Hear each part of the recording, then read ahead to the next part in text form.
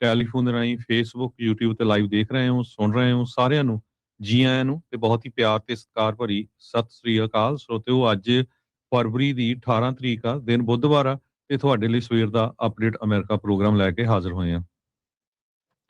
Programme ਨੂੰ sponsor ਕਰਦੇ ਨੇ ਖਾਲਸਾ ਇੰਸ਼ੋਰੈਂਸ ਏਜੰਸੀ, ਜਿਨ੍ਹਾਂ ਦੇ ਕੋਲੋਂ ਹਰ ਇੱਕ ਤਰੀਕੇ ਦੀ ਇੰਸ਼ੋਰੈਂਸ ਤੁਸੀਂ ਕਰਵਾ ਸਕਦੇ ਹੋ।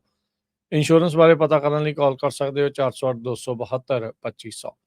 ਟਿਰਕਿਆਣਾ ਇਮੀਗ੍ਰੇਸ਼ਨ ਲਾ ਫਰਮ US ਇਮੀਗ੍ਰੇਸ਼ਨ ਦਾ ਹੋਵੇ ਕਿਸੇ ਵੀ ਤਰੀਕੇ ਦਾ ਕੰਮ, ਕਾਲ ਅਟਰਨੀ ਜੇ ਟਿਰਕਿਆਣਾ 415 909 0503 ਦੇ ਉੱਤੇ। Manjeet Singh Kular, Avtar Singh Manzil Clovis, Satnam Singh Sunny Parewal Yuba City, Lakhvir Samra Texas, Gurmel Singh Liddar Bakersfield, Amarjit Singh Stockton, Grewal travel services Yuba City, tax payroll visa OCI card passport ਦੀਆਂ ਸਰਵਿਸਿਜ਼ ਲੈ ਸਕਦੇ ਹੋ। Call 5307517605। Mangal Singh Samra, Northwood motels Blaine, Baljinder Nijjar Woodland, Harjit Singh Lathrop, Iqbal Johal, Gurdev Singh LA, Gurmel Bassi Elk Grove, Harnek Singh Pawla Renton Washington, Sikandar Karewal ਦਾ ਟ੍ਰੇਸੀ, ਗੁਰਨੇਕ ਸਿੰਘ ਬਾਗੜੀ ਫਰਜ਼ਨੋ, ਪਰਮਜੀਤ ਦਾਖਾ ਬਰਕਲੇ, ਕਰਮਜੀਤ ਸਿੰਘ ਤੇ ਊੜਾ ਡੈਟਰੋਲੀਫ ਵਾਲੇ। ਇਕਨੋਮਿਕ ਹਾਰਡਸ਼ਿਪ ਹੈ, bankruptcy ਤੋਂ ਬਚਣਾ ਹੈ ਤਾਂ ਇਹਨਾਂ ਦੇ ਨਾਲ ਸੰਪਰਕ ਕਰੋ। 50% ਤੋਂ ਵੱਧ, ਅੱਧੇ ਤੋਂ ਵੱਧ ਕਰਜ਼ਾ ਤੁਹਾਡਾ ਮਾਫ ਕਰਵਾ ਸਕਦੇ ਨੇ। ਕਾਲ 8888889914। ਸਾਰਿਆਂ ਦਾ ਧੰਨਵਾਦ। ਤੁਸੀਂ ਵੀ ਇਸ ਪ੍ਰੋਗਰਾਮ ਨੂੰ ਸਪਾਂਸਰ ਕਰਨਾ ਹੋਵੇ ਤਾਂ ਸੰਪਰਕ ਕਰੋ 408 722 7698। ਅੱਜ ਦੀਆਂ ਖਬਰਾਂ ਵੱਲ ਚਲੀਏ ਤੇ ਸਾਰੀ ਦੁਨੀਆ ਦੀਆਂ ਨਜ਼ਰਾਂ ਜਿਹੜੀਆਂ ਯੂਕਰੇਨ ਤੇ ਰਸ਼ੀਆ ਦੀ ਲੜਾਈ ਦੇ ਸੰਬੰਧ ਦੇ ਵਿੱਚ ਜੋ ਗੱਲਬਾਤ ਪੀਸ ਟਾਕ ਚੱਲ ਰਹੀ ਸੀ ਉਹਦੇ ਉੱਤੇ ਲੱਗੀਆਂ ਹੋਈਆਂ ਸੀਆਂ। ਸੋ ਹੁਣ ਜ਼ੈਲੈਂਸਕੀ ਜੋ ਆ ਯੂਕਰੇਨ ਦੇ, ਉਹਨਾਂ ਨੇ ਕਿਹਾ ਵੀ ਕੁਝ ਕੁ ਘੰਟਿਆਂ ਦੇ ਵਿੱਚ ਜਿਹੜੀ ਗੱਲਬਾਤ ਆ ਉਹ ਖਤਮ ਹੋ ਗਈ। ਵੀ ਰਸ਼ੀਆ ਵਾਲੇ ਜੋ ਨੈਗੋਸ਼ੀਏਸ਼ਨ ਆ ਉਸ ਨੂੰ ਪੁੱਲ ਕਰ ਰਹੇ ਹੈਗੇ, ਉਸ ਨੂੰ ਡਰੈਗ ਕਰ ਰਹੇ ਹੈਗੇ ਆ। ਕਹਿੰਦੇ ਵੀ ਲੱਗਦਾ ਨਹੀਂ ਵੀ ਜਿਹੜੀ ਨੈਗੋਸ਼ੀਏਸ਼ਨ ਆ ਕਿਸੇ ਤਰ੍ਹਾਂ ਦੇ ਨਾਲ ਸਿਰੇ ਚੜੇ। Not easy Russia Ukraine peace talks in Geneva with no breakthrough. Slovakia ਨੇ ਵਾਰਨਿੰਗ ਦਿੱਤੀ ਯੂਕਰੇਨ ਨੂੰ, ਖਾਸ ਕਰਕੇ ਜੋ ਪਾਈਪਲਾਈਨ ਬਲੌਕ ਕੀਤੀ ਗਈ ਹੈਗੀ ਆ। ਸੋ ਇਹ ਇੱਕ ਬਹੁਤ ਵੱਡਾ ਇਸ਼ੂ ਆ ਟਰੰਪ ਐਡਮਿਨਿਸਟ੍ਰੇਸ਼ਨ ਦੇ ਲਈ ਵੀ ਰਸ਼ੀਆ ਦੀ ਯੂਕਰੇਨ ਦੀ ਲੜਾਈ ਆ ਉਹ ਜਲਦੀ ਤੋਂ ਜਲਦੀ ਖਤਮ ਹੋਵੇ, ਕਿਉਂਕਿ ਪ੍ਰੈਜ਼ੀਡੈਂਟ ਟਰੰਪ ਉਹਨਾਂ ਨੇ ਤਾਂ ਇਹ ਕਿਹਾ ਸੀ ਵੀ ਮੈਂ 24 ਘੰਟਿਆਂ ਦੇ ਵਿੱਚ ਜਿਹੜੀ ਲੜਾਈ ਆ ਉਹ ਬੰਦ ਕਰ ਦਊਂਗਾ। ਜ਼ੈਲੈਂਸਕੀ ਉਹਨਾਂ ਨੇ ਇਹ ਕਿਹਾ ਵੀ ਕਿਸੇ ਤਰ੍ਹਾਂ ਦਾ ਵੀ ਐਗਰੀਮੈਂਟ ਯੂਕਰੇਨ ਤੇ ਰਸ਼ੀਆ ਦੇ ਵਿੱਚ ਨਹੀਂ ਹੋ ਸਕਿਆ ਜੋ ਜਨੇਵਾ ਦੇ ਵਿੱਚ ਗੱਲਬਾਤ ਚੱਲ ਰਹੀ ਸੀ। ਕੁਛ ਗਰਾਊਂਡ ਵਰਕ ਜਿਹੜਾ ਆ ਉਹ ਕੀਤਾ ਗਿਆ ਹੈਗਾ ਆ। ਪੋਜੀਸ਼ਨਸ ਕਾਫੀ ਡਿਫਰੈਂਟ ਹੈਗੀਆਂ ਆ ਤੇ ਨੈਗੋਸ਼ੀਏਸ਼ਨ ਕਹਿੰਦੇ ਪਈ ਇੰਨਾ ਈਜ਼ੀ ਨਹੀਂ, ਇਹ ਯੂਕਰੇਨ ਦੇ ਪ੍ਰੈਜ਼ੀਡੈਂਟ ਉਹਨਾਂ ਨੇ ਦੱਸਿਆ ਹੈਗਾ ਆ। ਕਹਿੰਦੇ ਵੀ ਖਾਸ ਕਰਕੇ ਜੋ ਆਕੂਪਾਈਡ ਟੈਰੀਟਰੀਜ਼ ਹੈਗੀਆਂ ਜਿਨ੍ਹਾਂ ਨੂੰ ਕਬਜ਼ੇ ਦੇ ਵਿੱਚ ਲਿਆ ਹੋਇਆ ਈਸਟਰਨ ਯੂਕਰੇਨ ਦੇ ਵਿੱਚ, ਜਾਂ ਜੈਪਰਜੀਆ ਨਿਊਕਲੀਅਰ ਪਾਵਰ ਪਲਾਂਟ ਦਾ ਕੀ ਫਿਊਚਰ ਹੈਗਾ ਆ, ਉਹ ਸਾਰਾ ਕੁਝ ਬੜੇ ਸੈਂਸਿਟਿਵ ਇਸ਼ੂ ਆ। ਸੋ ਯੂਕਰੇਨ ਵਾਲੇ ਉਹਨੂੰ ਆਪਣੇ ਕੋਲ ਰੱਖਣਾ ਚਾਹੁੰਦੇ ਆ, ਰਸ਼ੀਆ ਵਾਲੇ ਦੇ ਕਬਜ਼ੇ ਦੇ ਵਿੱਚ। ਇਸ ਕਰਕੇ ਇਹ ਜਿਹੜੀ ਗੱਲਬਾਤ ਆ ਅੱਗੇ ਨਹੀਂ ਚੱਲ ਸਕੀ।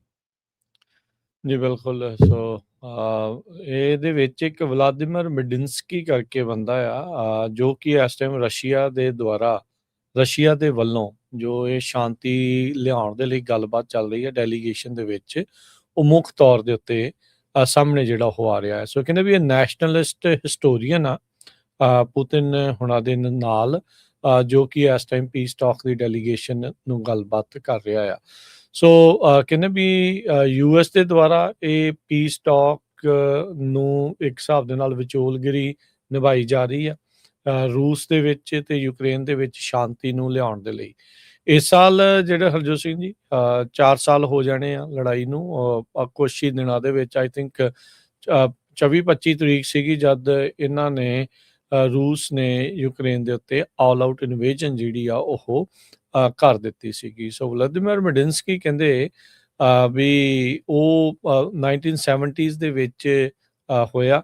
ਯੂਕਰੇਨ ਦੇ ਚਰਸਕੀ ਓਬਲਾਸਟ ਦੀ ਜਿਹੜੇ ਇੱਕ ਸ਼ਹਿਰ ਸਮਿਲਾ ਕਰਕੇ ਆ, ਉੱਥੇ ਇਹ ਗਰੋ ਅਪ ਹੋਇਆ ਹੈਗਾ ਆ। ਸੋ ਮਿਡਿੰਸਕੀ ਜਿਹੜਾ ਉਹ ਦੱਸਦਾ ਆ, ਕਹਿੰਦੇ ਵੀ ਅਸੀਂ ਮੈਪ ਬਣਾਉਂਦੇ ਹੁੰਦੇ ਸੀ ਮਾਊਂਟੇਨ ਦੇ, ਰਿਵਰ ਦੇ, ਵੈਲੀ ਦੇ, ਸਿਟੀਜ਼ ਦੇ, ਤੇ ਟੋਏ ਬੈਟਲਸ ਜਿਹੜੀਆਂ ਉਹ ਕਰਦੇ ਸੀਗੇ। ਹੁਣ ਇਹ ਨਹੀਂ ਸੀ ਪਤਾ ਵੀ 1970s ਦਾ ਇਹ ਜਿਹੜਾ ਨਿਆਣਾ ਉੱਥੇ ਖੇਡਦਾ ਸੀਗਾ, ਅੱਜ ਉਸੇ ਜ਼ਮੀਨ ਦੇ ਲਈ ਉਹ ਮੁੱਖ ਤੌਰ ਦੇ ਉੱਤੇ ਸਾਹਮਣੇ ਜਿਹੜਾ ਉਹ ਹੋਊਗਾ ਤੇ ਉਹ ਗੱਲਬਾਤ ਕਰ ਰਿਹਾ ਹੋਊਗਾ ਯੂਕਰੇਨ ਨੂੰ ਜਿਹੜਾ ਆ ਆਪਣੇ ਅਧੀਨ ਜਾਂ ਕਿਸ ਤਰੀਕੇ ਦੇ ਨਾਲ ਉੱਥੇ ਸ਼ਾਂਤੀ ਆਵੇ ਉਸ ਨੂੰ ਜਿਹੜਾ ਉਹ ਲੈ ਕੇ।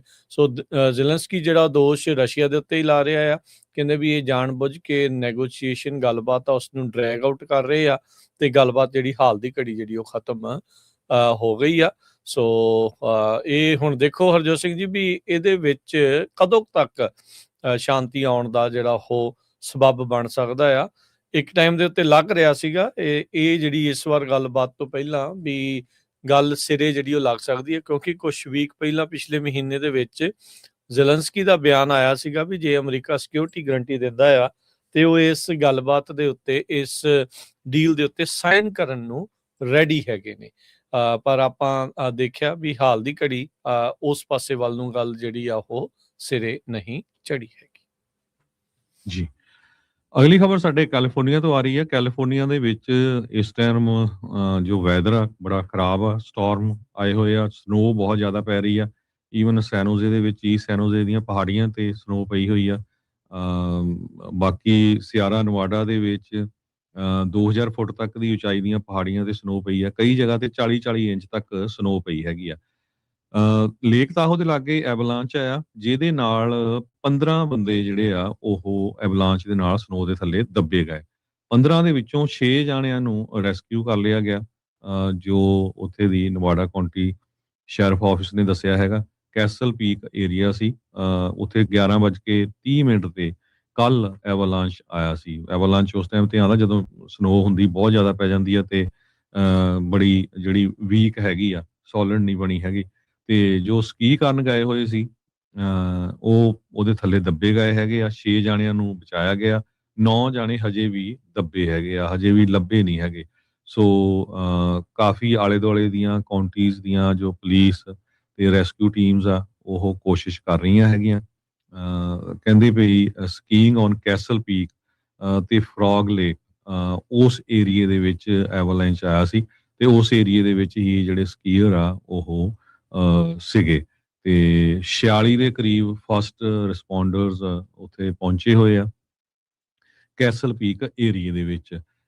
ਹੁਣ ਤਾਂ ਲਗਭਗ 20 ਘੰਟੇ 22 ਘੰਟੇ ਹੋ ਗਏ ਆ ਤੇ ਹਜੇ ਤੱਕ 9 ਜਣੇ ਆ ਉਹ ਲੱਭੇ ਨਹੀਂ ਗਏ। ਕੈਪਟਨ ਰਸਲ ਗ੍ਰੀਨ ਜੋ ਨਵਾਡਾ ਕਾਉਂਟੀ ਦੇ ਸ਼ੈਰਿਫ ਹੈਗੇ ਆ, ਉਹਨਾਂ ਨੇ ਇਹ ਕਿਹਾ ਆ ਵੀ ਸਾਨੂੰ ਸਕੀ ਟੂਰ ਜੋ ਕੰਪਨੀ ਹੈਗੀ ਆ ਉਹਨਾਂ ਨੇ ਇਨਫੋਰਮ ਕੀਤਾ ਸੀ ਐਵਲਾਂਚ ਤੋਂ ਬਾਅਦ ਵੀ ਸਾਨੂੰ ਜੋ ਹੈਲਪ ਆ ਉਹ ਚਾਹੀਦੀ ਹੈਗੀ ਆ।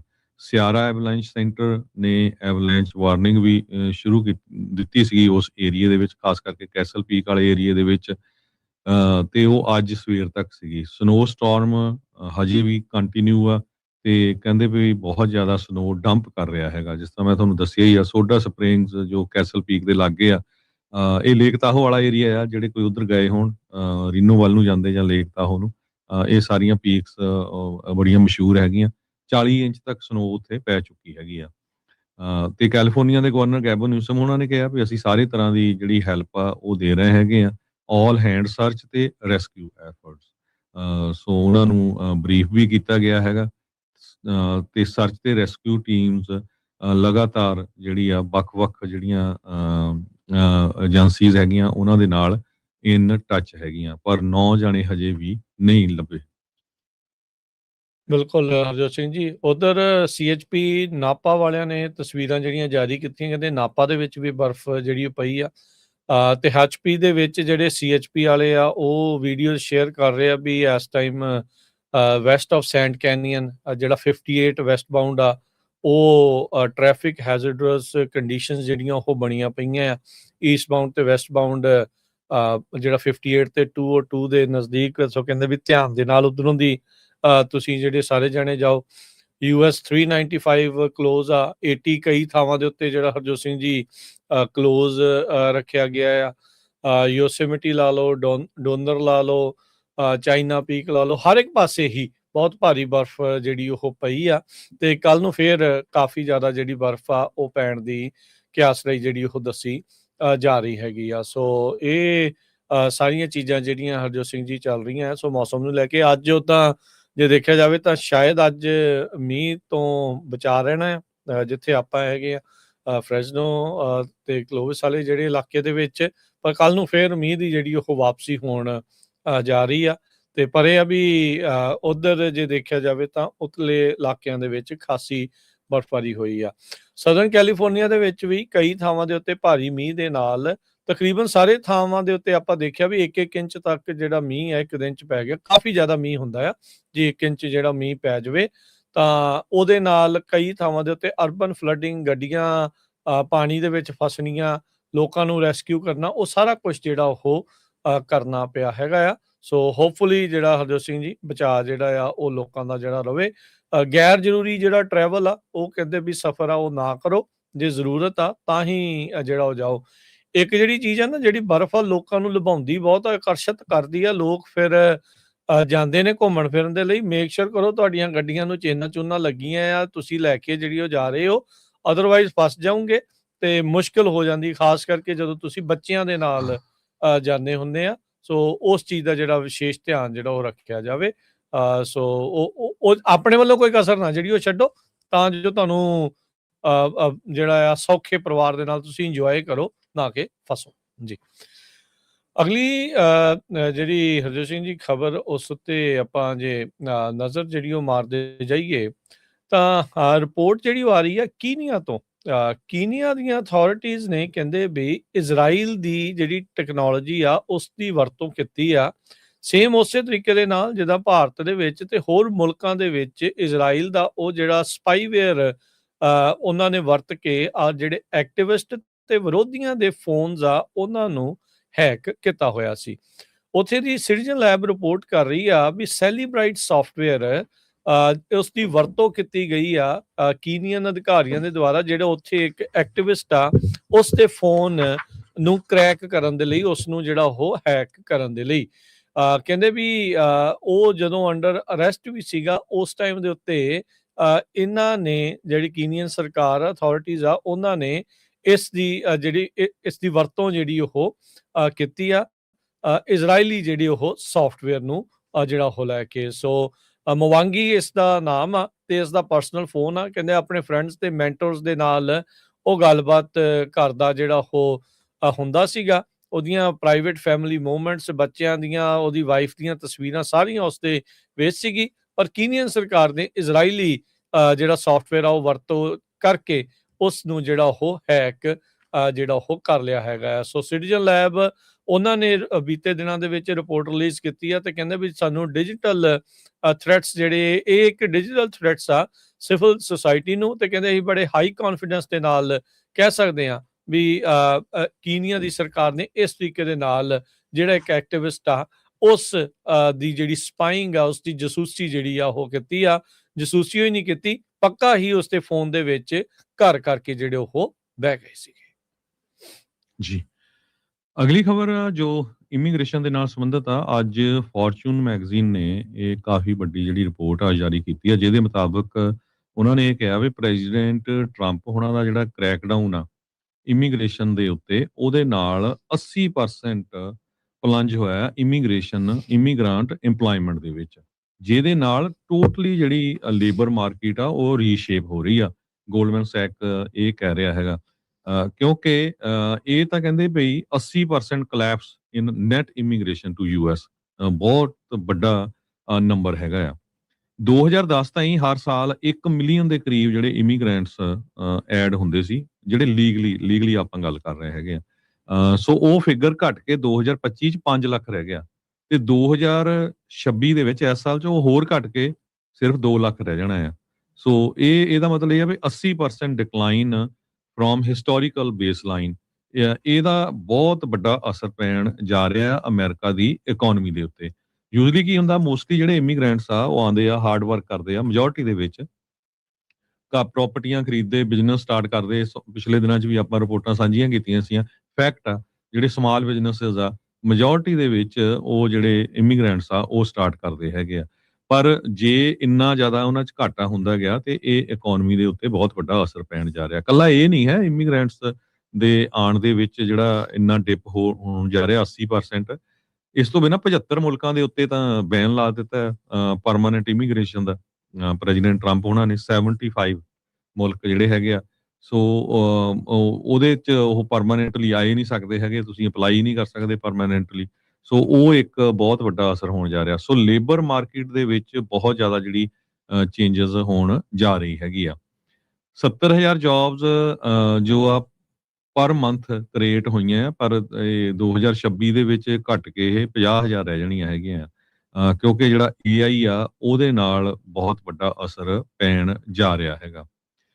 ਸ਼ੈਡੋ ਵਰਕਫੋਰਸ ਤੇ ਇਕਨੋਮਿਕ ਰਿਸਕ ਆ।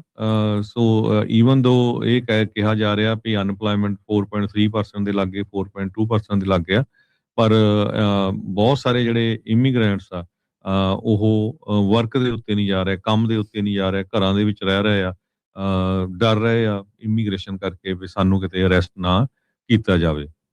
ਗੋਲਡਮਨ ਸੈਕ ਦੇ ਜਿਹੜੇ ਚੀਫ ਇਕੋਨੋਮਿਸਟ ਆ ਜੈਨ ਹੈਟਜ਼ੂਅਸ, ਉਹਨਾਂ ਨੇ ਇਹ ਕਿਹਾ ਵੀ ਮਾਡਰਨ ਰਿਸੈਸ਼ਨ ਦੀ ਪ੍ਰੋਬੇਬਿਲਿਟੀ 20% ਆ ਆਉਣ ਵਾਲੇ 12 ਮਹੀਨਿਆਂ 'ਚ। ਉਹਨਾਂ ਨੇ ਇਹ ਕਿਹਾ ਵੀ ਜੇ ਲੇਬਰ ਮਾਰਕੀਟ ਸਟੇਬਲਾਈਜ਼ ਹੋ ਜਾਂਦੀ ਆ ਤੇ ਅਨਪਲਾਇਮੈਂਟ ਰੇਟ ਜਿਹੜਾ 4.5% ਦੇ ਕਰੀਬ ਰਹੂਗਾ। ਪਰ ਕਹਿੰਦੇ ਵੀ ਜੋ ਕੁਝ ਆਪਾਂ ਦੇਖ ਰਹੇ ਆ ਜਾਂ ਰਿਸਕ ਹੈਗੇ ਆ ਉਹ ਵਰਸ ਆਊਟਕਮ ਵੱਲ ਹੁੰਦੇ ਜਾ ਰਹੇ ਹੈਗੇ ਆ। ਲੇਬਰ ਡਿਮਾਂਡ ਤੇ ਪੋਟੈਂਸ਼ੀਅਲ ਕਹਿੰਦੇ ਫਾਸਟਰ ਤੇ more disruptive deployment of artificial intelligence. So white collar jobs ਵੀ ਬਹੁਤ ਜ਼ਿਆਦਾ ਜਿਹੜੀਆਂ ਜਾ ਰਹੀਆਂ ਹੈਗੀਆਂ। ਸੋ ਅੱਜ ਫੋਰਚੂਨ ਮੈਗਜ਼ੀਨ ਨੇ ਇਹ ਦੱਸਿਆ ਵੀ ਇੰਨੇ ਜਿਹੜੇ ਨੰਬਰ ਆ ਉਹ ਇਮੀਗ੍ਰੈਂਟਸ ਦੇ ਵਿੱਚ ਘਟ ਰਹੇ ਹੈਗੇ ਆ। ਇਹ ਸਰੋਤਿਆਂ ਨੂੰ ਇਹ ਦੱਸਦੇ ਜਾਈਏ ਵੀ 2022-23 ਦੇ ਲਾਗੇ ਛਾਗੇ ਬਹੁਤ ਵੱਡੀ ਗਿਣਤੀ ਦੇ ਵਿੱਚ ਜੋ ਲੋਕ ਆ ਉਹ ਅਮਰੀਕਾ ਦੇ ਵਿੱਚ ਆਏ ਸੀ, ਖਾਸ ਕਰਕੇ ਹਿਊਮਨਟੇਰੀਅਨ ਤੇ ਅਦਰ ਇਮੀਗ੍ਰੈਂਟਸ ਜੋ ਅਸਾਈਲਮ ਸੀਕਰਸ ਆ, ਪੈਰੋਲੀਜ਼ ਆ, ਟੀਪੀਐਸ ਵਾਲੇ ਆ, ਇਲੀਗਲ ਐਂਟਰੈਂਸ ਆ, ਇਹ ਸਾਰਾ ਕੁਝ। ਸੋ ਟੀਪੀਐਸ ਵੀ ਬਹੁਤ ਸਾਰੇ ਮੁਲਕਾਂ ਦਾ ਬੰਦ ਕਰ ਦਿੱਤਾ ਗਿਆ ਆ। ਜੀ। ਸੋ ਅਲਟੀਮੇਟਲੀ ਜੋ ਲੋਕ ਬਾਹਰੋਂ ਆ ਰਹੇ ਆ ਉਹਨਾਂ ਦੀ ਗਿਣਤੀ ਬਹੁਤ ਜ਼ਿਆਦਾ ਘਟਣ ਜਾ ਰਹੀ ਹੈ। ਆਪਾਂ ਰੀਸੈਂਟਲੀ ਖਬਰ ਕੀਤੀ ਸੀ ਵੀ ਅਮਰੀਕਾ 'ਚ ਪਹਿਲੀ ਵਾਰ ਹੋਇਆ, ਆਈ ਥਿੰਕ 50 ਸਾਲ ਦੇ ਇਤਿਹਾਸ ਦੇ ਵਿੱਚ ਵੀ ਨੈਟ ਇਮੀਗ੍ਰੇਸ਼ਨ ਮਾਈਗ੍ਰੇਸ਼ਨ ਜਿਹੜੀ ਉਹ ਨੈਗੇਟਿਵ ਦੇ ਵਿੱਚ ਰਹੀ ਆ। ਸੋ ਇਮੀਗ੍ਰੇਸ਼ਨ ਕ੍ਰੈਕਡਾਊਨ, ਲੋਕਾਂ ਦਾ ਅਮਰੀਕਾ ਦੇ ਵਿੱਚ ਆਉਣਾ, ਬਾਰਡਰ ਜਿਹੜੇ ਉਹ ਸੀਲ ਹੋਣੇ, ਲੀਗਲ ਮਾਈਗ੍ਰੇਸ਼ਨ ਦੇ ਵਿੱਚ ਰੋਕਾਂ ਜਾਂ ਉਸ ਦੇ ਵਿੱਚ ਸਲੋ ਡਾਊਨ ਹੋਣਾ, ਇਹ ਸਾਰੇ ਜਿਹੜੇ ਕਾਰਨਾਂ ਦੇ ਨਾਲ ਕਰਕੇ ਜਿਹੜਾ ਆਪਾਂ ਇਹ ਨੈਟ ਮਾਈਗ੍ਰੇਸ਼ਨ ਓਵਰਆਲ ਜਿਹੜੀ ਉਹ ਥੱਲੇ ਨੂੰ ਜਾਂਦੀ ਦੇਖ ਰਹੇ ਹੈਗੇ ਆ। ਹਰਜੋਤ ਸਿੰਘ ਜੀ, ਇੱਕ ਬ੍ਰੇਕ ਦਾ ਵਕਤ ਹੋ ਗਿਆ, ਬ੍ਰੇਕ ਲਵਾਂਗੇ। ਬ੍ਰੇਕ ਤੋਂ ਬਾਅਦ ਦੇ ਵਿੱਚ ਆਪਾਂ ਮੁੜਾਂਗੇ ਵਾਪਸ ਤੇ ਖਬਰਾਂ ਦਾ ਜਿਹੜਾ ਸਿਲਸਿਲਾ ਆ ਉਸ ਨੂੰ ਇਸੇ ਤਰੀਕੇ ਦੇ ਨਾਲ ਜਾਰੀ ਰੱਖਾਂਗੇ।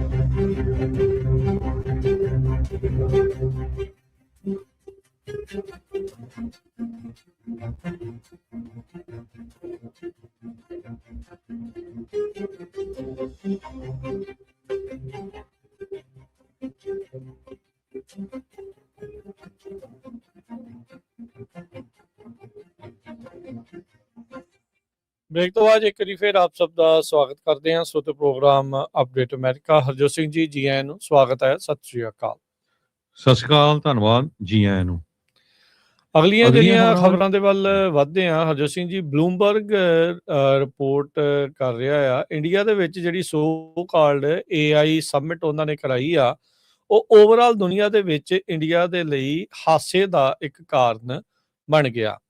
ਇੰਡੀਆ ਦੀ ਇੱਕ ਗਲਗੋਟੀਆ ਯੂਨੀਵਰਸਿਟੀ ਆ, ਉਹਨਾਂ ਨੇ ਤਾਂ ਹੱਦੋਂ ਵੱਧ ਜਿਹੜੀ ਹਰਜੋਤ ਸਿੰਘ ਜੀ ਕਰ ਦਿੱਤੀ। ਚੀਨ ਤੋਂ $2.5 ਲੱਖ ਦਾ ਇੱਕ ਰੋਬੋਟ ਡੌਗ ਜਿਹਾ ਲਿਆ ਕੇ ਉੱਥੋਂ ਦੀ ਇੱਕ ਪ੍ਰੋਫੈਸਰ ਗਲਗੋਟੀਆ ਯੂਨੀਵਰਸਿਟੀ ਦੀ ਉਹ ਕਹਿ ਰਹੀ ਸੀ ਵੀ ਅਸੀਂ 350 ਕਰੋੜ ਰੁਪਈਆ ਲਾ ਕੇ ਇਨਵੈਸਟਮੈਂਟ ਕੀਤੀ ਆ ਤੇ ਇਹ ਉਸ ਦਾ ਪਹਿਲਾ ਜਿਹੜਾ ਅਸੀਂ ਤੁਹਾਨੂੰ ਦਿਖਾਇਆ ਆ।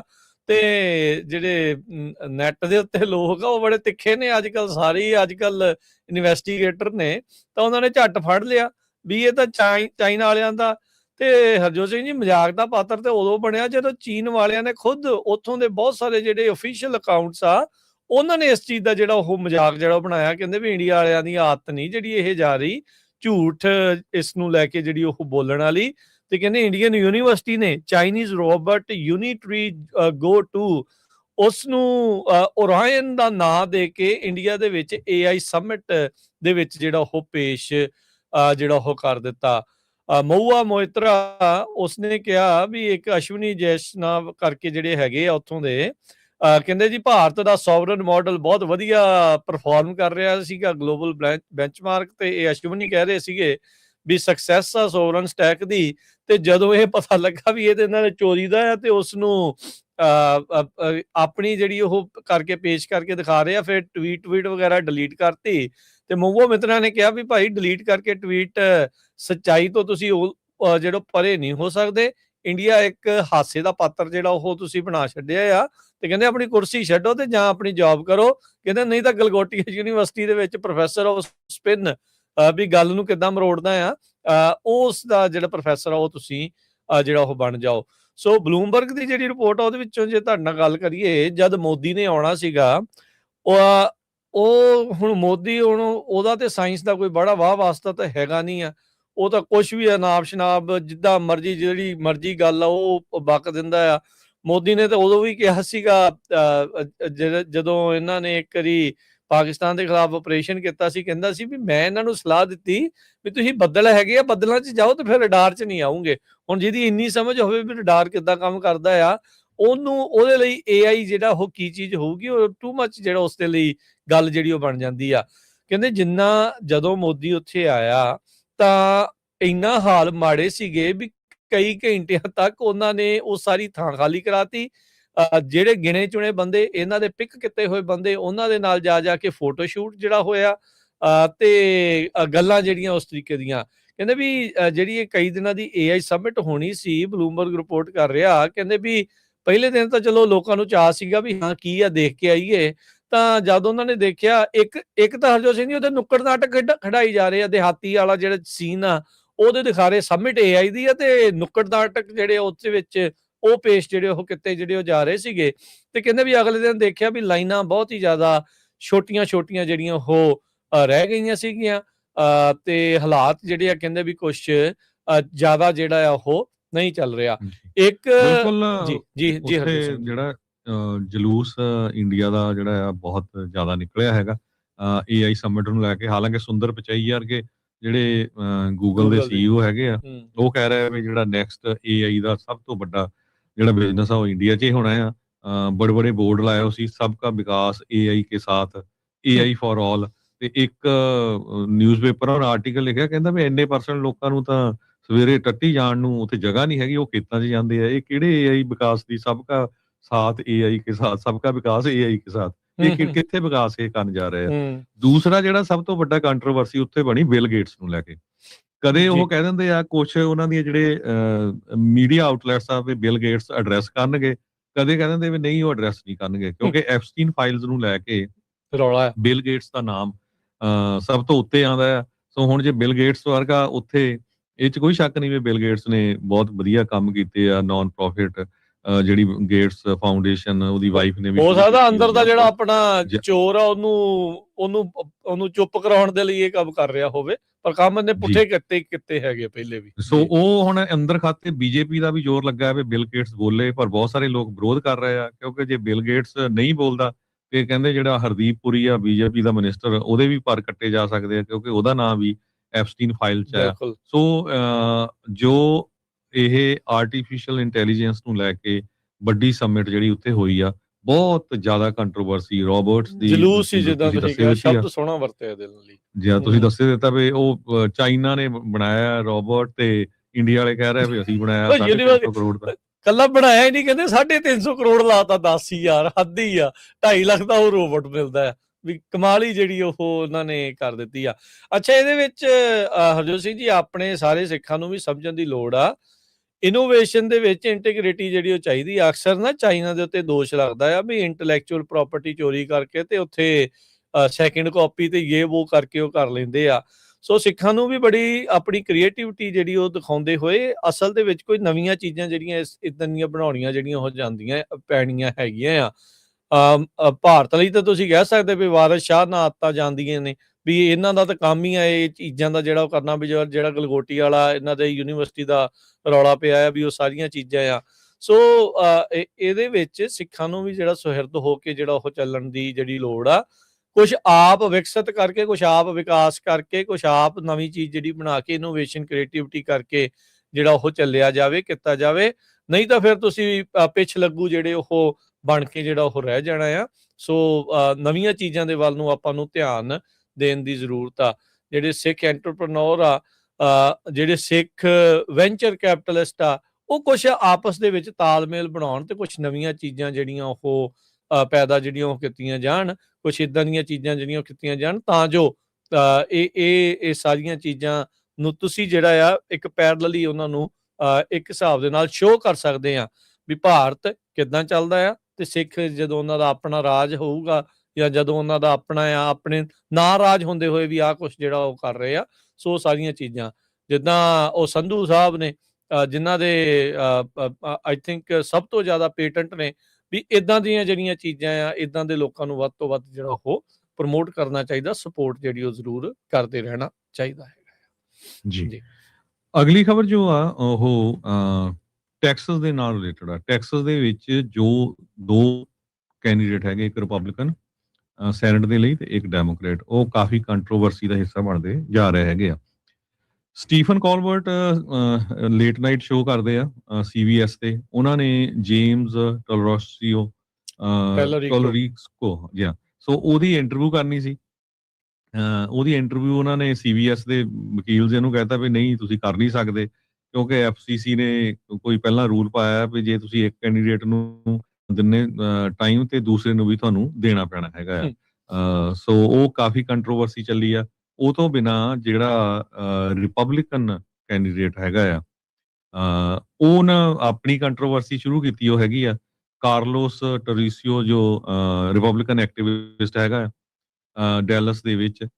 ਉਹਨੇ ਇਹ ਕਿਹਾ ਵੀ ਜਿਹੜਾ 90 ਫੁੱਟ ਉੱਚਾ ਤੁਸੀਂ ਹਨੂਮਾਨ ਦਾ ਬਣਾਇਆ ਸਟੈਚੂ, ਇਹ ਤਾਂ ਪਈ third world aliens are slowly taking over Texas and America. ਤੇ ਉਹਨੇ ਕਿਹਾ ਲੋਕਾਂ ਨੂੰ ਵੀ ਇਹ ਇਨਵੇਜਨ ਜਿਹੜੀ ਆ ਇਹ ਸਟਾਪ ਕੀਤੀ ਜਾਵੇ।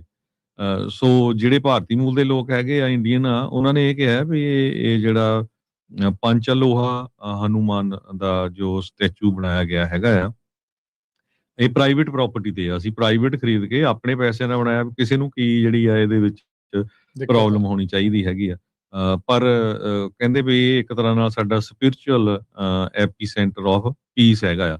ਸੋ ਇੰਡੀਅਨ ਅਮਰੀਕਨਸ ਉਸ ਦੇ ਕਾਫੀ ਜ਼ਿਆਦਾ ਹੁਣ ਇਸ ਟਾਈਮ ਦੇ ਉੱਤੇ ਵਿਰੋਧ ਕਰ ਰਹੇ ਆ, ਪਰ ਹਰ ਰੋਜ਼ ਜੋ ਟੈਕਸਸ ਦੇ ਵਿੱਚ ਲੈ ਕੇ ਜਿਹੜੀ ਇਹ ਐਂਟੀ ਇਮੀਗ੍ਰੈਂਟ ਹੇਟ ਕਹਿ ਸਕਦੇ ਆ, ਉਹ ਕਾਫੀ ਜ਼ਿਆਦਾ ਵੱਧ ਰਹੀ ਹੈਗੀ ਆ।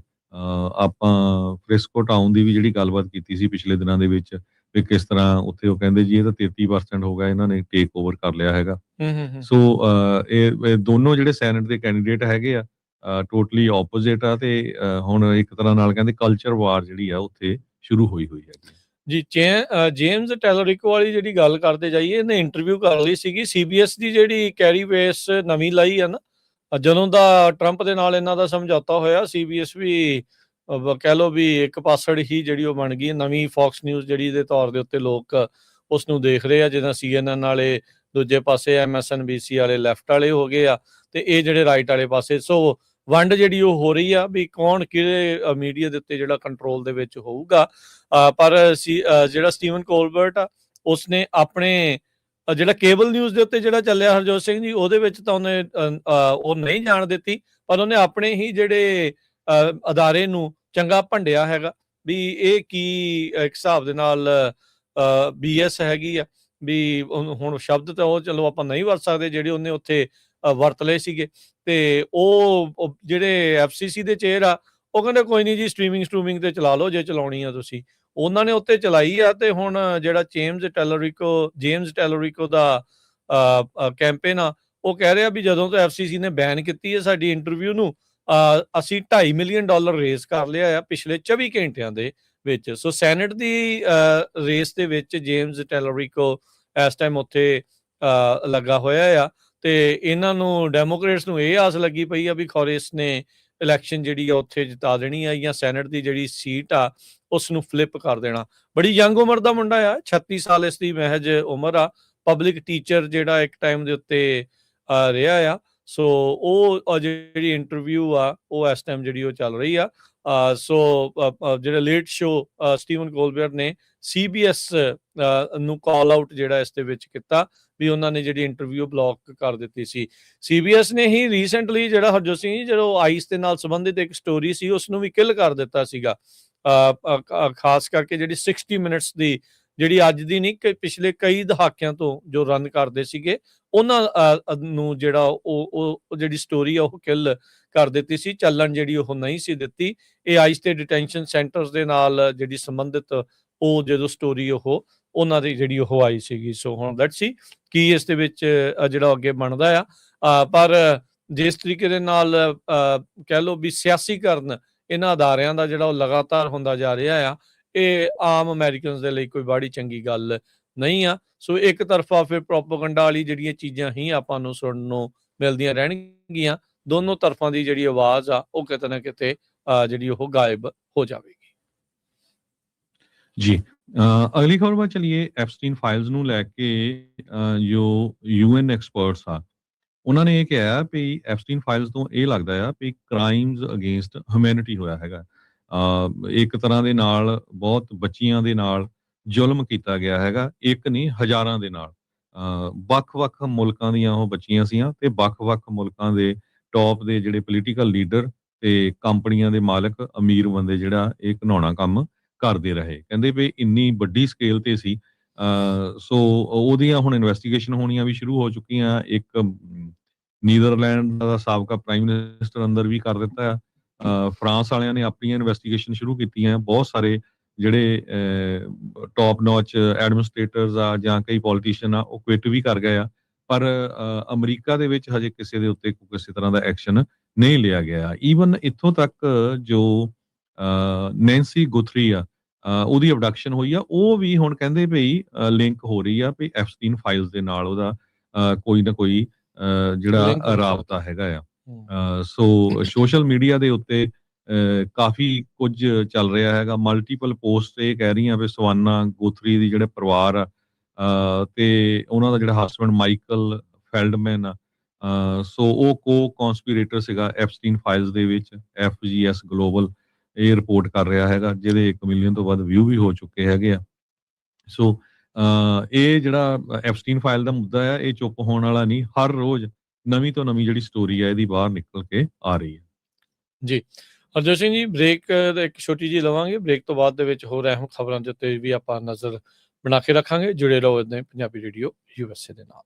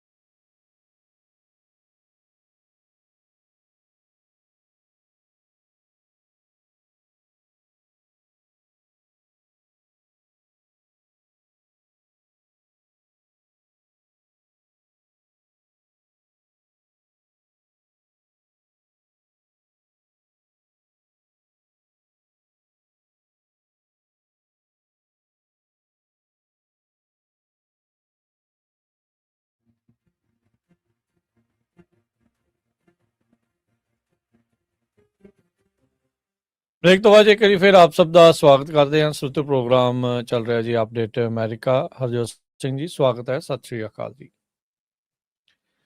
ਸਤਿ ਸ਼੍ਰੀ ਅਕਾਲ, ਧੰਨਵਾਦ ਜੀ ਆਇਆਂ ਨੂੰ। ਆਪਾਂ ਇੱਕ ਖਬਰ ਸਾਂਝੀ ਕਰਾਂਗੇ, ਉਸ ਤੋਂ ਬਾਅਦ ਘਰਾਂ ਦੀ ਇੰਸ਼ੋਰੈਂਸ ਨੂੰ ਲੈ ਕੇ ਉਹ ਥੋੜਾ ਡਿਸਕਸ ਕਰਾਂਗੇ, ਕਿਉਂਕਿ ਮੈਨੂੰ ਲੱਗਦਾ ਵੀ ਆਪਣੇ ਜਿਹੜੇ ਕਮਿਊਨਿਟੀ ਆ ਹਜੇ ਵੀ ਉਹਨਾਂ ਨੂੰ ਇੰਨਾ ਜ਼ਿਆਦਾ ਨੌਲੇਜ ਨਹੀਂ ਹੈ ਘਰਾਂ ਦੀ ਇੰਸ਼ੋਰੈਂਸ ਲਈ। ਸੋ ਇੱਕ ਖਬਰ ਜਿਹੜੀ ਸਾਂਝੀ ਕਰਦੇ ਜਾਈਏ, ਇਹ ਵੀ ਕਾਫੀ ਇੰਪੋਰਟੈਂਟ ਹੈ ਕਿਉਂਕਿ ਟਰੱਕਿੰਗ ਇੰਡਸਟਰੀ ਨਾਲ related US department of transportation ਨੇ ਸਟੇਟ ਆਫ ਇਲੀਨੋਇਸ ਨੂੰ ਇਹ ਕਿਹਾ ਆ ਵੀ ਜੇ ਤੁਸੀਂ ਜਿਹੜੇ CDLs ਇਲੀਗਲੀ ਇਸ਼ੂਡ CDLs ਉਹਨਾਂ ਨੂੰ ਰਿਵੋਕ ਨਾ ਕੀਤਾ ਤੇ ਤੁਸੀਂ $128 ਮਿਲੀਅਨ ਲੂਜ਼ ਕਰ ਜਾਓਗੇ। ਜਿਸ ਤਰ੍ਹਾਂ ਕੈਲੀਫੋਰਨੀਆ ਦੇ ਵਿੱਚ ਵੀ ਫੈਡਰਲ ਫੰਡਿੰਗ ਜਿਹੜੀ ਆ ਬੰਦ ਕੀਤੀ ਗਈ ਹੈਗੀ ਆ। ਸੋ CDL ਜੋ ਕਹਿੰਦੇ ਵੀ ਸ਼ਾਨ ਡਫੀ ਹੋਣੀ ਟਰਾਂਸਪੋਰਟੇਸ਼ਨ ਸੈਕਟਰੀ ਇਹ ਕਹਿ ਰਹੇ ਆ ਵੀ FMCSA ਦੇ ਆਡਿਟ ਤੋਂ ਬਾਅਦ ਸਟੇਟ ਆਫ ਇਲੀਨੋਇਸ ਇਹ ਪਤਾ ਚੱਲਿਆ ਵੀ 20% ਜਿਹੜੇ ਨਾਨ ਡੋਮਿਸਾਈਲਡ CDLs ਇਲੀਗਲੀ ਇਸ਼ੂ ਕੀਤੇ ਗਏ ਸੀ। ਜਾਂ ਤਾਂ ਇਲੀਗਲੀ ਮਤਲਬ ਇਹ ਉਹਨਾਂ ਦਾ ਉਹ ਪਰਮਾਨੈਂਟ ਉਹਨਾਂ ਦਾ ਲੀਗਲ ਪ੍ਰੈਜ਼ੈਂਸ ਨਹੀਂ ਸੀਗੀ, ਐਕਸਪਾਇਰ ਹੋ ਚੁੱਕੀ ਹੈਗੀ ਆ, ਤੇ ਜਾਂ ਉਹਨਾਂ ਦੀ ਉਹ ਵੈਰੀਫਾਈ ਨਹੀਂ ਕੀਤੀ ਲੀਗਲ ਪ੍ਰੈਜ਼ੈਂਸ। ਸੋ $128 ਮਿਲੀਅਨ ਦੀ ਜਿਹੜੀ ਫੰਡਿੰਗ ਆ ਉਹ ਰੋਕਣ ਜਾ ਰਹੇ ਆ ਜੀ। ਬਿਲਕੁਲ। ਇੱਕ ਜਿਹੜੀ ਹੋਰ ਹਰਜੋਤ ਸਿੰਘ ਜੀ ਖਬਰ ਕਰਕੇ ਫਿਰ ਆਪਾਂ ਇੰਸ਼ੋਰੈਂਸ ਵਾਲੇ ਪਾਸੇ ਨੂੰ ਜਿਹੜਾ ਉਹ ਵੱਧਦੇ ਹਾਂ। USCIS ਨੇ ਦੱਸਿਆ ਵੀ ਇੱਕ ਭਾਰਤੀ ਮੂਲ ਦਾ ਜਿਹੜਾ ਏਲੀਅਨ ਜਿਹੜਾ ਕਿ ਹਿਊਮਨ ਸਮਗਲਿੰਗ ਆਪਰੇਸ਼ਨ ਚਲਾ ਰਿਹਾ ਸੀ ਟੈਕਸਸ ਦੇ ਵਿੱਚ, ਉਸ ਨੂੰ ਤੇ ਉਸ ਦੀ ਘਰਵਾਲੀ ਨੂੰ ਗ੍ਰਿਫਤਾਰ ਕਰ ਲਿਆ ਗਿਆ ਆ ਹਿਊਸਟਨ ਆਫਿਸ ਦੇ ਵਿੱਚ ਆਈਸ ਦੇ ਜਿਹੜਾ ਉਹ ਦੁਆਰਾ। Human smuggling, document fraud, overstaying their visa, ਇਹ ਜਿਹੜੇ ਚਾਰजेस ਦੇ ਨਾਲ ਕੀਤਾ ਹੈ। ਇਹ USCIS ਨੇ ਆਪਣੀ ਜਿਹੜੀ ਐਕਸ ਦੇ ਉੱਤੇ, ਫੇਸਬੁੱਕ ਦੇ ਉੱਤੇ ਜਿਹੜਾ ਉਹ ਪੋਸਟ ਕੀਤਾ। ਨਾਮ ਤੇ ਅਜੇ ਫੋਟੋ ਜਿਹੜੀ ਉਹਨਾਂ ਦੀ ਜਾਰੀ ਜਿਹੜੀ ਉਹ ਨਹੀਂ ਕੀਤੀ ਗਈ ਹੈਗੀ। ਟੈਕਸਸ ਦੇ ਵਿੱਚ ਇਸ ਮੌਕੇ H1B ਨੂੰ ਲੈ ਕੇ ਵੱਡੇ ਜਿਹੜੇ ਹਰਜੋਤ ਸਿੰਘ ਜੀ ਆਪਰੇਸ਼ਨਸ ਜਾਂਚਾਂ ਜਿਹੜੀਆਂ ਉਹ ਚੱਲ ਰਹੀਆਂ ਆ। Document fraud, overstaying visa, human smuggling, ਇਹ ਇਸ ਦੇ ਨਾਲ ਜਿਹੜਾ ਉਹ ਚੱਲ ਰਿਹਾ ਆ। ਬੀਤੇ ਦਿਨਾਂ ਦੇ ਵਿੱਚ ਆਪਾਂ ਤੁਹਾਨੂੰ ਦੱਸਿਆ ਸੀਗਾ ਵੀ ਕਿੱਦਾਂ ਇੱਕ ਸਾਰਾ ਗੋਂਜ਼ਾਲਸ ਨਾਂ ਦੀ ਉੱਥੇ ਜਿਹੜੀ ਪੱਤਰਕਾਰ ਆ ਉਹ ਕਈ ਘਰਾਂ ਦੇ ਵਿੱਚ ਜਾ ਪਹੁੰਚੀ ਸੀ। ਉਹਨਾਂ ਨੇ ਉਹ ਕਾਲਾਂ ਵੀ ਰਿਕਾਰਡ ਕੀਤੀਆਂ ਵੀ ਇੱਕ ਸਟੋਰ ਵਾਲੇ ਹਾਇਰ ਕਰ ਰਹੇ ਆ ਤੇ ਕਹਿੰਦੇ ਵੀ ਹਾਇਰ ਕਰ ਰਹੇ ਸੀ ਸਟੂਡੈਂਟ ਵਾਲੇ ਨੂੰ, ਸਟੂਡੈਂਟ ਵੀਜ਼ੇ ਦੇ ਤੁਸੀਂ ਆਊਟਸਾਈਡ ਕਾਲਜ ਕੈਂਪਸ ਤੋਂ ਬਾਹਰ ਕੰਮ ਜਿਹੜਾ ਉਹ ਨਹੀਂ ਕਰ ਸਕਦੇ ਲੀਗਲੀ ਤੌਰ ਦੇ ਉੱਤੇ। ਤੇ ਉਹ ਚੀਜ਼ਾਂ ਜਿਹੜੀਆਂ ਆਈਆਂ ਆ। ਸੋ ਹੁਣ ਇਹ ਉਹਨਾਂ ਦੇ ਨਾਲ ਸੰਬੰਧਿਤ ਆ ਜਾਂ ਕੋਈ ਵੱਖਰਾ ਆ, ਪਰ ਇੱਕ ਭਾਰਤੀ ਮੂਲ ਦਾ ਜੋੜਾ ਜਿਹੜਾ ਆ ਉਹ ਗ੍ਰਿਫਤਾਰ ਕਰ ਲਿਆ ਆ ਟੈਕਸਸ ਦੇ ਵਿੱਚ ਹਿਊਮਨ ਸਮਗਲਿੰਗ, ਡਾਕੂਮੈਂਟ ਫਰਾਡ ਤੇ ਵੀਜ਼ਾ ਓਵਰਸਟੇ ਦੇ ਜਿਹੜੇ ਚਾਰजेस ਦੇ ਨਾਲ। ਜੀ ਤੇ ਹਰਜੋਤ ਸਿੰਘ ਜੀ ਹੁਣ ਪਲੀਜ਼ ਤੁਸੀਂ ਜਿਹੜਾ ਉਹ ਸ਼ੇਅਰ ਕਰੋ ਵੀ ਘਰਾਂ ਦੀ ਇੰਸ਼ੋਰੈਂਸ ਨੂੰ ਲੈ ਕੇ, ਕਿਉਂਕਿ ਪਿਛਲੇ ਆਪਾਂ ਕੁਝ ਸਾਲਾਂ ਦੇ ਵਿੱਚ ਦੇਖਿਆ ਵੀ ਕੈਲੀਫੋਰਨੀਆ ਦੇ ਵਿੱਚ ਇੰਸ਼ੋਰੈਂਸ ਦੀ ਬਹੁਤ ਵੱਡੀ ਜਿਹੜੀ ਪ੍ਰੋਬਲਮ ਆ ਉਹ ਹੋਮ ਇੰਸ਼ੋਰੈਂਸ ਨੂੰ ਲੈ ਕੇ ਜਿਹੜੀ ਉਹ ਆ ਚੁੱਕੀ ਆ। ਬਹੁਤ ਸਾਰੇ ਲੋਕਾਂ ਦੇ ਜਿਹੜੇ ਰੇਟ ਆ ਉਹ ਜੇ ਐਵਰੇਜ ਆਊਟ ਕਰੀਏ ਤਾਂ ਦੂਣੇ ਤੀਣੇ ਤਾਂ ਜਿਹੜੇ ਉਹ ਸਾਰਿਆਂ ਦੇ ਹੋਏ ਆ। ਕਈ ਥਾਵਾਂ ਦੇ ਤੇ ਕਈਆਂ ਨੂੰ ਇਸ ਤੋਂ ਵੀ ਜ਼ਿਆਦਾ ਜਿਹੜਾ ਉਹ ਪ੍ਰੀਮੀਅਮ ਜਿਹੜਾ ਉਹ ਦੇਣਾ ਪੈ ਰਿਹਾ ਆ। ਸੋ ਇਸ ਸਿਚੁਏਸ਼ਨ ਦੇ ਵਿੱਚ ਕੋਈ ਇਸ ਟਾਈਮ ਫਰਕ ਪੈ ਰਿਹਾ ਆ, ਕੁਝ ਨਹੀਂ ਪੈ ਰਿਹਾ? ਕੀ ਸਿਚੁਏਸ਼ਨ ਇਸ ਟਾਈਮ ਘਰਾਂ ਦੀ ਇੰਸ਼ੋਰੈਂਸ ਨੂੰ ਲੈ ਕੇ ਚੱਲ ਰਹੀ ਹੈ? ਜੀ। ਸੋ ਆਪਾਂ ਕੈਲੀਫੋਰਨੀਆ ਦੀ ਗੱਲ ਕਰਾਂਗੇ ਖਾਲਸਾ ਇੰਸ਼ੋਰੈਂਸ ਏਜੰਸੀ ਵੱਲੋਂ, ਤੇ ਮੈਨੂੰ 34 ਸਾਲ ਹੋ ਗਏ ਆ ਇੰਸ਼ੋਰੈਂਸ ਬਿਜ਼ਨਸ ਦੇ ਵਿੱਚ। 1992 ਤੋਂ ਆਪਾਂ ਇੰਸ਼ੋਰੈਂਸ ਬਿਜ਼ਨਸ ਦੇ ਵਿੱਚ ਆ। ਤੇ ਘਰਾਂ ਦੀ ਇੰਸ਼ੋਰੈਂਸ ਦੇ ਮਾਮਲੇ 'ਚ ਮੈਨੂੰ ਹਜੇ ਵੀ ਇਹ ਲੱਗਦਾ ਆ ਵੀ ਆਪਣੀ ਕਮਿਊਨਿਟੀ ਪੂਰੀ ਤਰ੍ਹਾਂ ਐਜੂਕੇਟ ਨਹੀਂ ਹੈ। ਬਹੁਤ ਕੁਝ ਚੇਂਜ ਹੋਇਆ ਪਿਛਲੇ ਸਾਲਾਂ ਦੇ ਵਿੱਚ ਅੱਗਾਂ ਲੱਗਣ ਦੇ ਕਾਰਨ। ਜਦੋਂ ਤਾਂ ਇਹ ਆ ਵੀ ਤੁਸੀਂ ਪਹਿਲਾਂ ਨਵਾਂ ਘਰ ਖਰੀਦਦੇ ਆ, ਹੁਣ ਕੀ ਚੱਕਰ ਆ ਵੀ ਜੇ ਉਸ ਘਰ ਦੇ ਵਿੱਚ ਕਿਸੇ ਤਰ੍ਹਾਂ ਦਾ ਕਲੇਮ ਹੋਇਆ ਉਹ ਵੀ ਕਾਊਂਟ ਹੁੰਦਾ ਆ। ਪਲੱਸ ਜੇ ਤੁਸੀਂ ਘਰ ਖਰੀਦਣ ਜਾ ਰਹੇ ਤੁਹਾਡੀ ਕਿਸੇ ਵੀ ਪ੍ਰਾਪਰਟੀ ਤੇ ਕਲੇਮ ਹੋਇਆ ਉਹ ਵੀ ਕਾਊਂਟ ਹੁੰਦਾ ਆ। ਇੱਕ ਤਾਂ ਪਹਿਲਾਂ ਇਹ ਗੱਲ ਕਰ ਲਈ ਵੀ ਅੱਜ ਕੱਲ ਮੀਂਹ ਪੈ ਰਹੇ ਹੈਗੇ ਆ। ਸਭ ਤੋਂ ਮਾੜੀ ਆਦਤ ਇਹ ਆ ਵੀ ਆਪਣਾ $2 ਮਿਲੀਅਨ ਦਾ ਘਰ ਹੁੰਦਾ ਤੇ ਅਸੀਂ ਵੀਅਰ ਟੀਅਰ ਜਿਹੜਾ ਆ ਉਹ ਗੁੱਡ ਮੇਨਟੇਨ ਨਹੀਂ ਰੱਖਦੇ। ਹੁਣ ਟਾਈਲ ਰੂਫ ਆ, ਜੇ ਉੱਤੇ ਜਾਨਵਰਾਂ ਨੇ ਬਿੱਠਾਂ ਕਰ ਦਿੱਤੀਆਂ, ਕਿਤੇ ਨਾ ਕਿਤੇ ਬਲੌਕ ਹੋ ਗਿਆ, ਉਹ ਲੀਕ ਕਰ ਜਾਣਾ ਆ। ਮੁੜ ਕੇ ਜਦੋਂ ਤੁਸੀਂ ਇੰਸ਼ੋਰੈਂਸ ਦਾ ਕਲੇਮ ਕਰਨਾ ਹੈ, ਤੁਹਾਡਾ ਮਾਈਨਸ ਡਿਡਕਟੀਬਲ ਕਰਕੇ $500-700 ਦਾ ਹੁੰਦਾ, ਤੇ ਉਹ ਜਾਂ ਇੰਸ਼ੋਰੈਂਸ ਕੰਪਨੀ ਆਉਣ ਵਾਲੇ ਰਿਨਿਊਅਲ ਤੇ ਕੈਂਸਲ ਕਰ ਦਿੰਦੀ ਆ ਜਾਂ ਤੁਹਾਡਾ ਪ੍ਰੀਮੀਅਮ ਡਬਲ ਹੋ ਜਾਂਦਾ। ਸੋ ਪਹਿਲੀ ਗੱਲ ਤਾਂ ਇਹ ਆ ਵੀ ਜਿਨ੍ਹਾਂ ਦੇ ਕੋਲ ਜਿੰਨਿਆਂ ਦੇ ਵੀ ਕੋਲ ਘਰ ਹੈਗੇ ਆ, ਚਾਹੇ ਰੈਂਟਲ ਪ੍ਰਾਪਰਟੀਆਂ, ਉਹਨੂੰ ਮੇਨਟੇਨ ਗੁੱਡ ਰੱਖੋ। ਉਹਦਾ ਫਰੰਟ ਯਾਰਡ, ਬੈਕ ਯਾਰਡ, ਘਾਹ ਵਗੈਰਾ ਕੱਟ ਕੇ ਕਿਸੇ ਤਰ੍ਹਾਂ ਦਾ ਜੰਕ ਯਾਰਡ ਨਾ ਹੋਵੇ। ਪ੍ਰੈਸ਼ਰ ਵਾਸ਼ ਕਰ ਲਓ ਰੂਫ ਜਿਹੜੀ ਆ, ਘੱਟੋ ਘੱਟ 2-3 ਸਾਲ ਬਾਅਦ ਤਾਂ ਕਰਨੀ ਚਾਹੀਦੀ। ਗਟਰ ਜਿਹੜੇ ਆ ਉਹ ਕਲੀਨ ਹੋਣੇ ਚਾਹੀਦੇ ਆ। ਅੱਜ ਕੱਲ੍ਹ ਤਾਂ ਗਟਰਾਂ ਦੇ ਉੱਤੇ ਇੱਕ ਪਲਾਸਟਿਕ ਦੇ ਵੀ ਮਿਲ ਜਾਂਦੇ ਹੈਗੇ ਆ, ਉਹ ਚੀਜ਼ ਰੱਖਣ ਨੂੰ, ਤਾਂ ਕਿ ਉਹ ਪੱਤੇ ਵਗੈਰਾ ਜਿਹੜੇ ਆ ਉਹਦੇ ਵਿੱਚ ਨਾ ਫਸਣ ਤੇ ਉਹ ਡੈਮੇਜ ਜਿਹੜਾ ਆ ਉਹ ਓਵਰਫਲੋ ਨਾ ਕਰੇ। ਸੋ ਇਹ ਮੇਨਟੇਨ ਗੁੱਡ ਰੱਖਣਾ ਹੈਗਾ ਆ। ਦੂਜੇ ਨੰਬਰ ਤੇ ਇਹ ਆ ਵੀ ਬਹੁਤ ਸਾਰੇ ਲੋਕਾਂ ਨੇ ਕਿਚਨ ਬਣਾਈਆਂ ਆ ਗਰਾਜ ਦੇ ਵਿੱਚ, ਲੀਗਲੀ ਨਹੀਂ ਜੇ ਬਣਾਈ ਤਾਂ ਉਹ ਪ੍ਰੋਬਲਮ ਹੋ ਸਕਦੀ ਆ ਫਿਊਚਰ ਦੇ ਵਿੱਚ। ਸਾਰਿਆਂ ਨੇ ਇਲੀਗਲ ਬਣਾਈਆਂ ਹੋਈਆਂ ਹਨਾ, ਤੇ ਕਿਤੇ ਅੱਗ ਲੱਗ ਜਾਏ ਤੇ ਉਹ ਵੱਡਾ ਇਸ਼ੂ ਬਣ ਸਕਦਾ ਆ। ਬਹੁਤ ਸਾਰੀਆਂ ਕੰਪਨੀਆਂ ਡੌਗ ਨੂੰ ਨਹੀਂ ਪਸੰਦ ਕਰਦੀਆਂ, ਕਿੱਦਾਂ ਦੇ ਡੌਗ ਹੈਗੇ ਆ। ਹਾਂ ਛੋਟੇ ਮੋਟੇ ਆ ਉਹ ਚੱਲ ਜਾਂਦੇ ਆ, ਵੀ ਜਦੋਂ ਤੁਸੀਂ ਜਰਮਨ ਸ਼ੈਫਰਡ ਵਗੈਰਾ ਜਾਂ ਵੱਡੇ ਡੌਗ ਰੱਖੇ ਹੋਏ ਹੈਗੇ ਆ, ਉਹ ਇੱਕ ਇਸ਼ੂ ਬਣ ਸਕਦਾ ਹੈਗਾ। ਸੋ ਜਦੋਂ ਵੀ ਤੁਸੀਂ ਨਵਾਂ ਘਰ ਖਰੀਦਦੇ ਆ, ਪਹਿਲਾਂ ਮੇਕ ਸ਼ੋਰ ਕਰ ਲਓ ਘੱਟੋ ਘੱਟ 4-5 ਹਫ਼ਤੇ ਪਹਿਲਾਂ ਐਸਕਰੋ ਤੋਂ, ਕਿ ਤੁਹਾਨੂੰ ਇੰਸ਼ੋਰੈਂਸ ਮਿਲ ਰਹੀ ਹੈ ਕਿ ਨਹੀਂ। ਤੇ ਜਿਨ੍ਹਾਂ ਦੇ ਕੋਲ ਹੈਗੇ ਵੀ ਆ, ਤੁਸੀਂ ਦੇਖਿਆ ਹੋਣਾ ਵੀ ਕਿੰਨੀਆਂ ਜ਼ਿਆਦਾ ਜਿਹੜੀਆਂ ਇੰਸ਼ੋਰੈਂਸ ਜਿਹੜੀਆਂ ਉਹਨਾਂ ਦੇ ਰੇਟ ਵੱਧ ਗਏ ਹੈਗੇ ਆ, ਵਾਈਲਡ ਫਾਇਰ ਕਰਕੇ, ਕਲੇਮਸ ਕਰਕੇ। ਸੋ ਖਾਲਸਾ ਇੰਸ਼ੋਰੈਂਸ ਏਜੰਸੀ ਆਪਾਂ ਕਾਫੀ ਲੰਮੇ ਸਮੇਂ ਤੋਂ ਇੰਸ਼ੋਰੈਂਸ ਬਿਜ਼ਨਸ 'ਚ ਆ, ਤੇ ਅਸੀਂ ਬ੍ਰੋਕਰ ਆ ਤੇ ਬਹੁਤ ਸਾਰੀਆਂ ਕੰਪਨੀਆਂ ਨਾਲ ਕਰਦੇ ਆ। ਹੁਣ ਕੈਲੀਫੋਰਨੀਆ 'ਚ ਕਾਫੀ ਵੱਡਾ ਹਿੱਸਾ ਜਿਹੜਾ ਉਹ ਵਾਈਲਡ ਫਾਇਰ ਵਾਲੇ ਏਰੀਏ 'ਚ ਪਾ ਦਿੱਤਾ ਗਿਆ ਹੈ। ਸੋ ਉੱਥੇ ਰੈਗੂਲਰ ਇੰਸ਼ੋਰੈਂਸ ਨਹੀਂ ਮਿਲਦੀ, ਜਾਂ ਤੁਹਾਨੂੰ ਕੈਲੀਫੋਰਨੀਆ ਫੇਅਰ ਪਲਾਨ ਲੈਣੀ ਪੈਂਦੀ ਆ, ਉਹ ਵੀ ਬਹੁਤ ਮਹਿੰਗੀ ਆ। ਪਲੱਸ ਇੱਕ ਹੋਰ ਪਾਲਿਸੀ, DIC ਪਾਲਿਸੀ ਉਹਨੂੰ ਕਹਿੰਦੇ ਆ, ਉਹ ਲੈਣੀ ਪੈਂਦੀ। 2 ਪਾਲਿਸੀਆਂ ਲੈਣੀ ਪੈਂਦੀਆਂ। ਠੀਕ ਹੈ। ਸਾਡੇ ਕੋਲ ਇੱਕ ਇੱਦਾਂ ਦੀ ਕੰਪਨੀ ਆ, ਉਹ ਇੱਕ ਹੀ ਪਾਲਿਸੀ ਕਵਰ ਕਰੂਗੀ, ਚਾਹੇ ਉਹ ਵਾਈਲਡ ਫਾਇਰ ਵਾਲਾ ਵੀ ਏਰੀਆ ਹੈਗਾ। ਖਾਸ ਕਰਕੇ ਜਿਹੜੇ ਸਰੋਤੇ ਬੇਕਰਸਫੀਲਡ ਵਾਲੇ ਏਰੀਏ 'ਚ ਰਹਿੰਦੇ ਆ, ਲਾਸ ਵੈਨਸ, ਬ੍ਰੈਂਟਫੋਰਡ, ਬ੍ਰੈਂਟਵੁੱਡ ਏਰੀਆ, ਇਹਨਾਂ 'ਚ ਪਹਿਲਾਂ ਇੰਸ਼ੋਰੈਂਸ ਕੰਪਨੀਆਂ, ਬ੍ਰੈਂਟਵੁੱਡ ਤਾਂ ਨਹੀਂ ਕਰਦੀ ਸੀ, ਹੁਣ ਇੱਕ ਨਵੀਂ ਇੰਸ਼ੋਰੈਂਸ ਕੰਪਨੀ ਆਈ ਆ, ਏ ਰੇਟਡ ਕੰਪਨੀ ਆ, ਤੇ ਉਹਨਾਂ ਦੇ ਰੇਟਸ ਵੀ ਬੜੇ ਗੁੱਡ ਹੈਗੇ ਆ। ਉਹਨਾਂ ਨੇ ਇਹਨਾਂ ਏਰੀਆ ਦੇ ਵਿੱਚ ਜਿਹੜੀ ਇੰਸ਼ੋਰੈਂਸ ਕਰਨੀ ਸ਼ੁਰੂ ਕੀਤੀ ਹੈਗੀ ਆ। ਬੇਕਰਸਫੀਲਡ ਏਰੀਆ 'ਚ ਕਾਫੀ ਰੇਟ ਵਧੇ ਆ, ਉਹ ਜ਼ਰੂਰ ਚੈੱਕ ਕਰ ਲਓ। ਜੇ ਤੁਹਾਡੇ ਘਰ ਘੱਟੋ ਘੱਟ 25-30 ਸਾਲ ਤੋਂ ਨਵੇਂ ਆ, ਤੇ ਗੁੱਡ ਕੰਡੀਸ਼ਨ ਦੇ ਵਿੱਚ ਹੈਗੇ ਆ, ਕਲੀਨ ਆ, ਤੇ ਉਹ ਪਲੀਜ਼ ਤੁਸੀਂ ਖਾਲਸਾ ਇੰਸ਼ੋਰੈਂਸ ਏਜੰਸੀ ਕਾਲ ਕਰ ਲਿਓ। ਰੇਟ ਚੈੱਕ ਕਰਨ 'ਚ ਕੋਈ ਫਰਕ ਨਹੀਂ ਪੈਂਦਾ। ਖਾਲਸਾ ਇੰਸ਼ੋਰੈਂਸ ਏਜੰਸੀ ਦਾ ਲਾਇਸੈਂਸ ਨੰਬਰ 0F898005 ਆ, ਤੇ ਸਾਡਾ ਟੈਲੀਫੋਨ ਨੰਬਰ 4082722500 ਆ, 4082722500। ਸੋ ਇੱਕ ਵਾਰੀ ਫੇਰ ਜ਼ਰੂਰ ਇਹ ਟ੍ਰੈਂਪੋਲਾਈਨ ਹੁੰਦੀ ਆ ਬਹੁਤ ਸਾਰੇ ਘਰਾਂ ਦੇ ਵਿੱਚ, ਬੱਚੇ ਜਿੱਥੇ ਜੰਪ ਕਰਦੇ ਆ, ਉਹਨੂੰ ਕੋਈ ਵੀ ਇੰਸ਼ੋਰੈਂਸ ਕੰਪਨੀ ਪਸੰਦ ਨਹੀਂ ਕਰਦੀ, ਕਿਉਂਕਿ ਉਹ ਲਾਇਬਿਲਟੀ ਇਸ਼ੂ ਬਣ ਸਕਦਾ ਹੈਗਾ ਆ। ਸੋ 3 ਚੀਜ਼ਾਂ ਹੋਮ ਇੰਸ਼ੋਰੈਂਸ 'ਚ ਮੇਨ ਜਿਹੜੀਆਂ ਕਵਰ ਹੁੰਦੀਆਂ, ਇੱਕ ਜੇ ਕਿਤੇ ਅੱਗ ਲੱਗ ਜਾਏ, ਚੋਰੀ ਹੋ ਜਾਏ, ਜਾਂ ਤੀਜਾ ਹੈਗਾ ਲਾਇਬਿਲਟੀ ਇਸ਼ੂ, ਤੁਹਾਡੇ ਕਿਸੇ ਦੇ ਸੱਟ ਲੱਗ ਜਾਏ, ਕੋਈ ਬੰਦੇ ਦੀ ਡੈਥ ਹੋ ਗਏ ਅੱਗ ਲੱਗ ਕੇ, ਤੁਹਾਡਾ ਗੈਸਟ ਆਇਆ ਕੁਛ ਹੋ ਜਾਏ। ਸੋ ਇਹ 3 ਮੇਨ ਮੁੱਦੇ ਹੁੰਦੇ ਹੈਗੇ। ਵੀਅਰ ਟੀਅਰ ਜਿਹੜਾ ਆ, ਇਹ ਇੰਸ਼ੋਰੈਂਸ ਕੰਪਨੀਆਂ ਨਹੀਂ ਕਵਰ ਕਰਦੀਆਂ। ਜੇ ਕਵਰ ਕਰਨ ਵੀ ਤੇ ਬਹੁਤ ਜਿਹੜਾ ਉਹ ਡੈਪਰੀਸ਼ੀਏਸ਼ਨ ਹੁੰਦੀ, ਸਾਰਾ ਕੁਝ ਹੁੰਦੀ। ਸੋ ਉਹਨੂੰ ਜਿੱਦਾਂ ਆਪਾਂ ਕਾਰ ਨੂੰ ਅਪ ਟੂ ਡੇਟ ਰੱਖਦੇ ਹਾਂ, ਜੇ ਸਾਡੇ ਟਾਇਰ ਕਾਰਾਂ ਦੇ ਫਟਣ ਵਾਲੇ ਹੁੰਦੇ ਤਾਂ ਆਪਾਂ ਨਵੇਂ ਪਾਉਂਦੇ ਆ, ਇੰਸ਼ੋਰੈਂਸ ਉਹਨੂੰ ਪਾ ਕੇ ਦਿੰਦੀ ਆ। ਸੋ ਇਸੇ ਕਰਕੇ ਜੋ ਤੁਹਾਡੇ ਘਰ ਆ ਉਹਨੂੰ ਤੁਸੀਂ ਬਿਲਕੁਲ ਅਪ ਟੂ ਡੇਟ ਰੱਖਣਾ ਹੈਗਾ, ਕਲੀਨ ਰੱਖਣਾ ਹੈਗਾ, ਘਾਹ ਕੱਟਿਆ ਹੋਵੇ, ਫਰੰਟ ਬੈਕ ਕੋਈ ਜੰਕ ਨਾ ਹੋਵੇ, ਆਪਣੀ ਰੂਫਸ ਵਗੈਰਾ ਕਲੀਨ ਰੱਖੋ। ਕਿਉਂਕਿ ਅੱਜ ਕੱਲ ਕੀ ਆ ਵੀ, ਚਾਹੇ ਤੁਹਾਡੀ ਇੰਸ਼ੋਰੈਂਸ 20 ਸਾਲਾਂ ਤੋਂ ਇੱਕ ਕੰਪਨੀ ਨਾਲ ਚੱਲਦੀ ਆ, ਉਹ ਹੁਣ ਹਰ ਸਾਲ ਉਸ ਨੂੰ ਜਿਹੜਾ ਆ ਇੰਸਪੈਕਸ਼ਨ ਕਰਦੇ ਆ, ਤੇ ਉਹ ਕਰਦੇ ਵੀ ਡਰੋਨਸ ਦੇ ਨਾਲ ਆ। ਬਹੁਤ ਵਾਰ ਮੈਨੂੰ ਕਾਲਸ ਆਉਂਦੀਆਂ, ਕਹਿੰਦੇ ਭਾਜੀ ਸਾਡੀ ਤਾਂ ਉਹਨੇ ਇੰਸ਼ੋਰੈਂਸ ਕੱਟਤੀ ਆ, ਪਤਾ ਨਹੀਂ ਇਹ ਕਿੱਦਾਂ, ਫੋਟੋਆਂ ਵੀ ਆ ਗਈਆਂ ਉਹਨਾਂ ਕੋਲ। ਸੋ ਤੁਹਾਨੂੰ ਦੱਸਦੇ ਵੀ ਨਹੀਂ, ਕਿਉਂਕਿ ਬਾਹਰੋਂ ਬਾਹਰ ਇੰਸ਼ੋਰੈਂਸ ਕੰਪਨੀ ਨੇ ਜਿਹੜੇ ਇੰਸਪੈਕਟਰ ਆ ਹਾਇਰ ਕੀਤੇ ਹੈਗੇ ਆ, ਤੇ ਉਹ ਡਰੋਨ ਇੰਸਪੈਕਸ਼ਨ ਉਡਾ ਕਰਦੇ ਆ। ਦਿੰਦੇ ਆ। ਜੀ ਹਾਂ, ਉੱਥੋਂ ਪਤਾ ਲੱਗ ਜਾਂਦਾ ਵੀ ਤੁਹਾਡੇ ਘਰ ਦੇ ਵਿੱਚ ਕੀ ਕੀ ਹੈਗਾ, ਆਲੇ ਦੁਆਲੇ ਕੀ ਤੁਸੀਂ ਰੱਖਿਆ ਨਾਲੇ ਹੈਗਾ। ਗੂਗਲ ਤੇ ਹੀ ਅੱਜ ਕੱਲ ਉਪਲਬਧ ਆ ਸੈਟੇਲਾਈਟ ਇਮੇਜਰੀ, ਉੱਥੇ ਸਾਫ਼ ਪਤਾ ਲੱਗ ਜਾਂਦਾ ਆ। ਜੀ, ਉਹ ਤੋਂ ਸਾਰਾ ਕੁਝ ਪਤਾ ਲੱਗ ਜਾਂਦਾ। ਸੋ ਜਿੰਨੇ ਵੀ ਸਰੋਤੇ ਸਾਡੇ ਸੁਣ ਰਹੇ ਹੈਗੇ ਆ, ਤੁਹਾਡੇ ਘਰਾਂ ਦੀ ਇੰਸ਼ੋਰੈਂਸ 100%, ਕਿਸੇ ਦੀ 20%, 40%, 60%, ਇੰਸ਼ੋਰੈਂਸ ਜਿਹੜੀ ਆ ਉਹ ਵੱਧ ਗਈ ਹੈਗੀ ਆ। ਤੁਸੀਂ ਖਾਲਸਾ ਇੰਸ਼ੋਰੈਂਸ ਏਜੰਸੀ 408-272-2500 ਤੇ ਕਾਲ ਕਰਕੇ ਇੱਕ ਵਾਰੀ ਆਪਣਾ ਰੇਟ ਚੈੱਕ ਕਰ ਸਕਦੇ ਆ, ਕਵਰੇਜ ਵਗੈਰਾ ਚੈੱਕ ਕਰ ਸਕਦੇ ਆ।